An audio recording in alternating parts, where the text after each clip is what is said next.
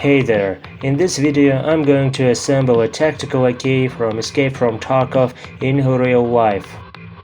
Way back in 2018 I purchased the TG2 chambered in 366 TKM. The VPO-209, which you might be familiar with from the game, also uses this caliber. Initially it looked like a regular freshly bought AK from the prepper. Although the stock AK is considered nearly perfect by many, I always wanted to deck out my rifle to the max. The selection of accessories was partly influenced by Tarkov, as the game offers a vast array of customization options that help visualize the weapon's appearance in the future. In Tarkov, the same AK can look different due to various attachments. Accessories not only enhance the weapon's aesthetics but also positively affect its performance in both the game and real life. Well, let's get started. The buffer tube was purchased on AliExpress for $12 and came with an end plate and castle nut. Russian-made away custom stock adapter was bought for $55. With this adapter, the stock can fold completely but doesn't lock in the folded position. And additionally, the elevated axis reduces recoil. The GL core stock from FAB Defense has a rubberized butt and pad that prevents slippage on the shoulder. It has a wide profile and provides a comfortable cheek weld. Since the stock is telescopic, its length can be adjusted. I have a cheap Chinese replica installed, which has some play, but even the original stocks have a bit of that. Nonetheless, it's not a significant drawback since the stock firmly rests against the shoulder during shooting.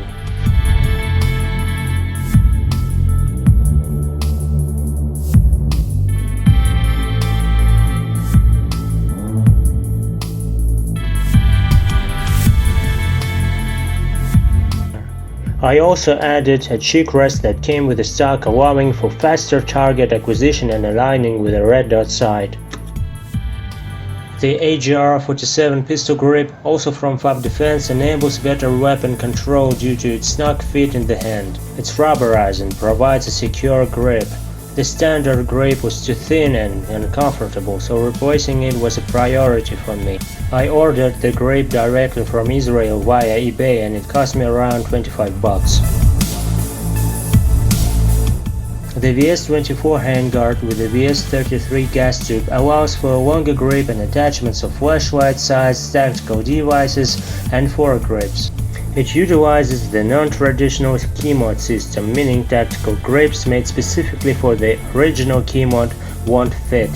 One drawback is that the handguard isn't free-floating as it has a point of contact with the barrel. The screws near the gas block heat up during intensive shooting, which can be unpleasant when shooting without gloves. Despite these minor downsides, I'm satisfied with the handguard. It dramatically changed the external appearance of my sideguard. The handguard and gas tube set cost me around $200.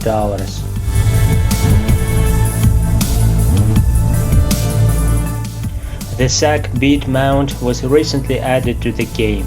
I've been using its older brother for a while, which is one of the best in the market.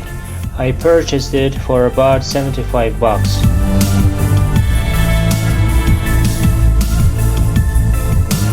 The budget SKOS V9 suppressor was priced at $140.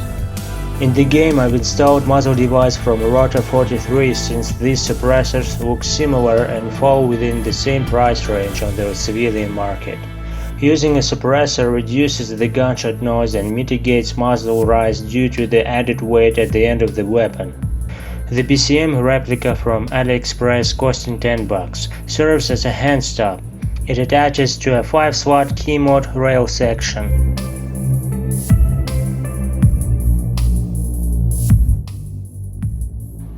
The budget-friendly Vector Optics Maverick 2 red dot sight, priced at $50, resembles an aim point, although it's not available in the game.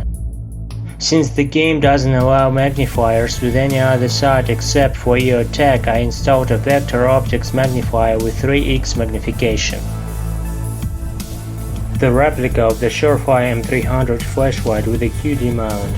It's not available in the game either. It performs decently in terms of illumination for a knockoff.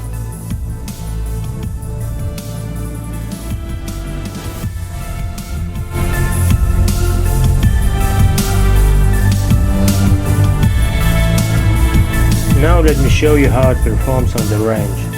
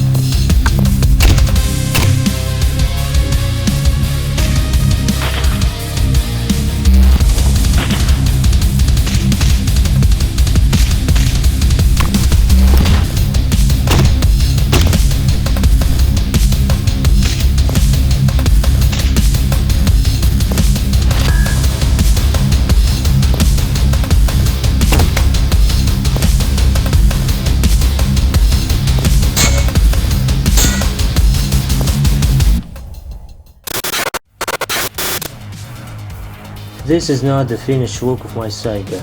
I used to think that this set of accessories was sufficient, but honestly, a few things bother me.